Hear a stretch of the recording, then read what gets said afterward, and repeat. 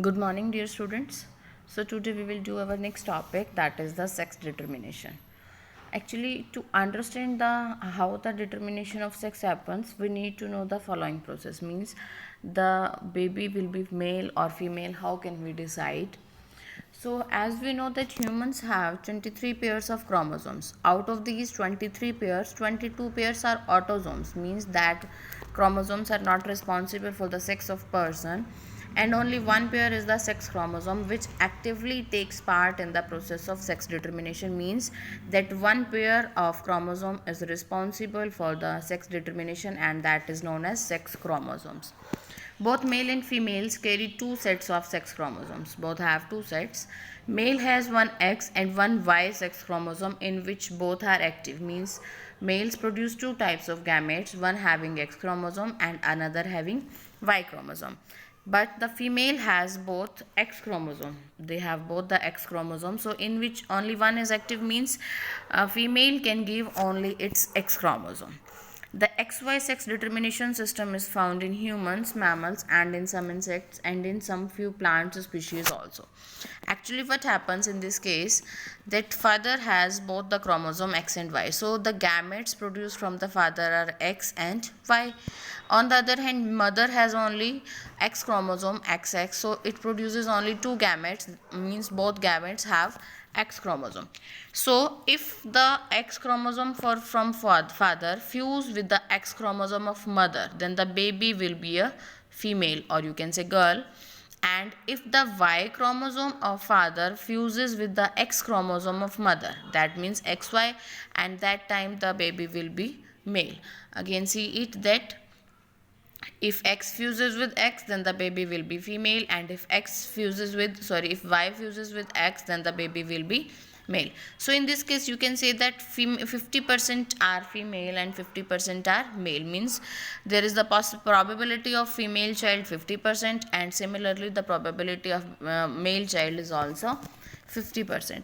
All children will inherit an X chromosome from their mother, means either it is male baby or it is female baby, both will receive X chromosome from the mother, despite whether it is a boy or girl.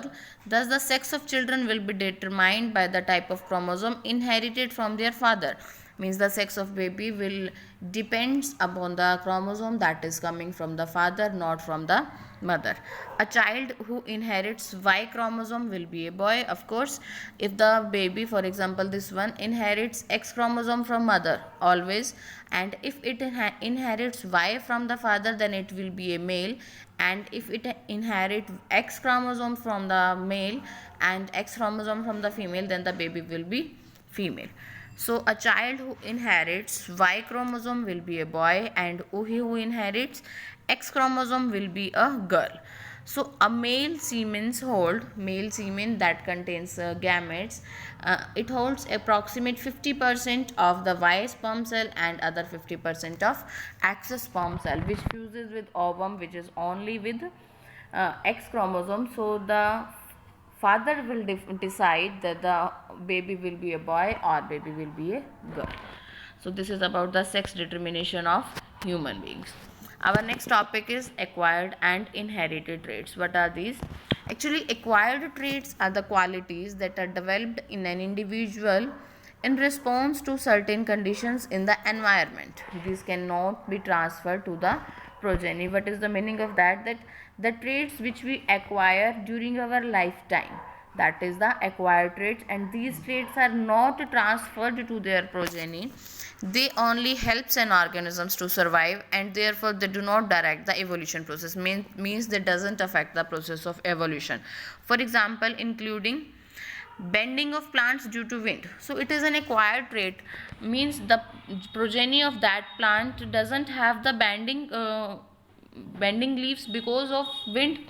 So low weight of starving beetles, means if the beetles doesn't get food for many long time, then they will be low weight. So this is not the inherited trait, this is the acquired trait. For example, we learn swimming.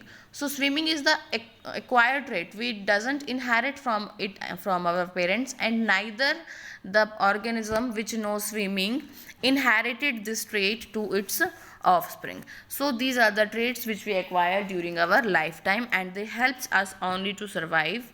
There is no meaning of transferring this character from parents to their offsprings. On the other hand, these are the inherited traits. These are the characters or qualities that are passed on from parents to their offsprings. Means the characters which can pass from their parents to offsprings. These are known as inherited traits. And for example, one generation to another, they have a major role in evolution process. For example, including the color hair, eyes, shape of nose, bone structure. So these all are the inherited traits. Means these characters we acquire from our parents. Now what is the difference between these two traits, acquired and inherited? Acquired, these are the traits which are developed in an individual due to special conditions, and inherited traits, these are the traits which can passed from one generation to next. Acquired traits cannot be transferred to the progeny, whereas inherited traits get transferred to their progeny. And acquired trait cannot direct evolution, means that doesn't have any role in evolution. On the other hand, inherited traits are helpful in evolution. For example, low weight of starving beetles, this is the acquired trait, and color of eyes and hair, these are the inherited traits. So here we cover two topics, sex determination and inherited and acquired traits. Thank you.